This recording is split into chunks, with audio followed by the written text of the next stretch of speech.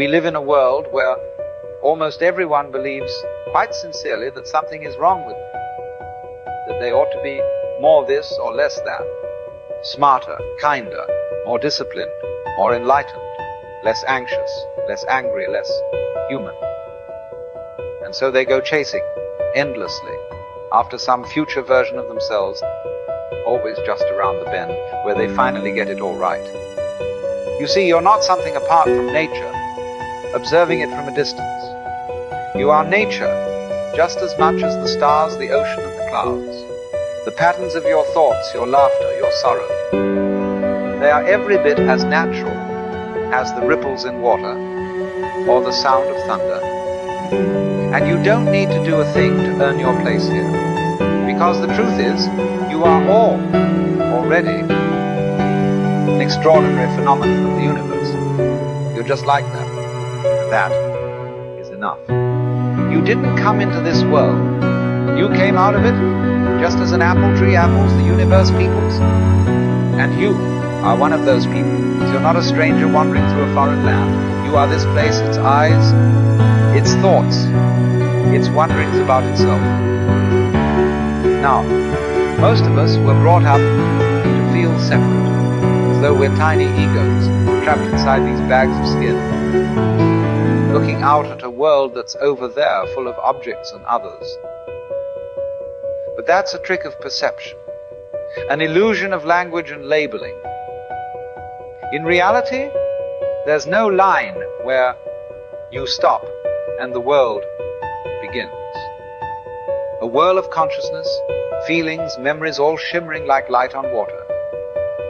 When you were born, the universe didn't make a mistake. It wasn't trying to test you, fix you, or mold you into something better. It was expressing itself as you. And what a peculiar, delightful, and intricate expression you are. No one else has your exact rhythm, your exact voice, your particular pattern of laughter and silence. That isn't random. That's designed in the deepest, most spontaneous sense.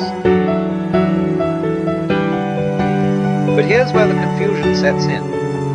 From a young age, we were taught to override that naturalness, to conform, to behave, to achieve, to become someone. And in doing so, we began to believe the greatest lie of all, that we are somehow not enough. We must become, rather than simply be. Tell me, have you ever seen a flower straining to bloom? Have you ever seen a tree hurrying to grow? They just do it. They unfold because they are that unfolding.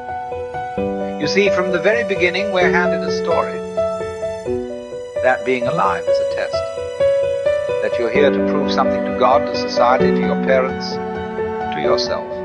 The meaning of life is just to be alive. It is so plain and so obvious and so simple. So let's try this. Close your eyes for a moment and feel the sensation of being. The aliveness that is present before any opinion or judgment arises. That is you. Not the inner critic, not the timeline, not the to-do list. Just the raw, open presence of being here.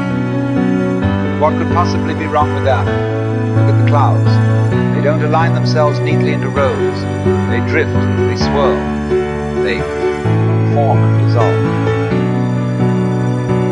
Is there anything wrong with them? No one scolds a wave for crashing too early, or a tree for growing crooked.